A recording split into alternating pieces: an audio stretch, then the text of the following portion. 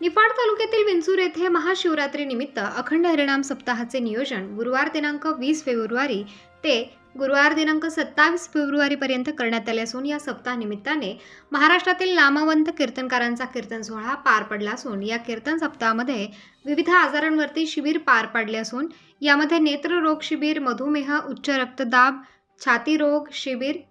अस्थिरोग शिबिर, कान नाक घसा रोग शिबिर, गुडघे कंबरदुखी आयुर्वेद पंचकर्म शिबिर, मेंदू रोग शिबिर, हृदयरोग तसेच रक्तदान शिबिराचे देखील आयोजन करण्यात आले होते।